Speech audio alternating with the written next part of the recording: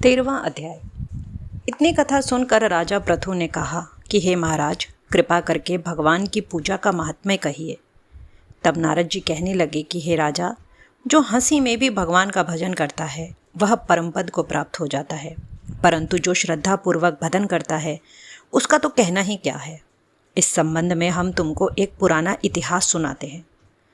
कलिंद पर्वत पर बसे दीर्घपुर नाम के नगर में अति धर्मात्मा, प्रजा को पुत्र के समान पालने वाला सुबाहु नाम का राजा राज्य करता था। उसके धूम्रकेश नाम वाला अति दुष्ट, चोर, जुआरी, परस्त्रीगामी तथा व्यभिचारी एक पुत्र था। उसकी यह दशा देखकर उसके पिता राजा सुबाहु ने उसको ताड़ना दी, परंतु वह किसी प्रकार नहीं माना। गेंद खेलते हुए एक दिन उसकी गेंद छोटी रानी के महल में जा गिरी। जब वह गेंद लेने के लिए महल में गया तो रानी उस पर मोहित हो गई और उन दोनों ने कामांध होकर भूख किया। जब राजा को इस बात का पता चला तो उसने कुमार को देश से निकाल दिया। पुत्र होने के कारण उसे प्राणदंड नहीं दिया। अब राजकुमार वन में रहकर प्रतिदिन मांस खाता और रात्रि को वेश्याओं के घर में रहता। चोरी आदि करके जो द्रव्य लाता वह वेश्याओं को दे देता। इस प्रकार फिरते फिरते वह एक दिन वृंदावन में आ गया। कुछ समय बाद सत्यव्रत नाम वाला एक भगवान विष्णु का भक्त अपना घर बार छोड़कर कार्तिक मास में भगवान का पूजन करता था और वह केवल कंद, मूल तथा फल ही खाता था। वह नित्य भगवान से प्रार्थना करता कि हे भगवान, इस दुख रूपी समुद्र में डूबते हुए मुझ दीन की रक्षा कीजिए। श्री राधा जी सहित मैं आपको नमस्कार करता हूँ। वह प्रेम में मग्न होकर रोने भी लग जाता। इसी प्रकार वह नित्य प्रति करता। दैव योग से एक दिन धूम्रकेश ने उस ब्राह्मण की यह क्रिया देखी। जब रात्रि को घर आया तो वहां आकर वेश्या के सामने उसने भी मिट्टी की मूर्ति बनाकर वैसे ही सब कृत्य किया। अंत में उसी भांति स्तुति आदि करके रात्रि को वेश्या के घर में ही सो गया। दैवयोग से राजा के दूत भी उसी समय वहां आ गए और उनके हाथ से धूम्रकेश वहां मारा गया और यमदूत उसको महापापी समझकर मारते हुए पकड़कर उसको यमराज के पास लाए। उसको देखते ही यमराज खड़े हो गए तथा उसको पाद्य, अर्घ आदि प्रदान किया। फिर अपने दूतों से कहा कि तुमको धिक्कार है, जब तुमसे हमारा कहना है कि विष्णु भक्तों को यहाँ पर मत लाओ, फिर धूम्रकेश को यहाँ पर क्यों लाए। उसने चाहे हास्य से ही कार्तिक मास का व्रत वृंदावन धाम में किया, मगर फिर भी यह वैकुंठ में जाने के योग्य है।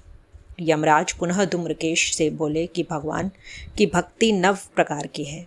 उनकी कथा सुनने से राजा परीक्षित, कीर्तन से शुकदेव, स्मरण से प्रहलाद, पाद सेवा से लक्ष्मी, पूजा से पृथु, वंदना से अक्रूर, दास भाव से सुग्रीव, मित्र भाव से अर्जुन, आत्मनिवेदन से राजा बलि जिस प्रकार परम पद को प्राप्त हुए हैं, उसी प्रकार तुमने भी चाहे हास्य से ही भगवान की पूजा की, मगर फिर भी तुम स्वर्ग के अधिकारी हो।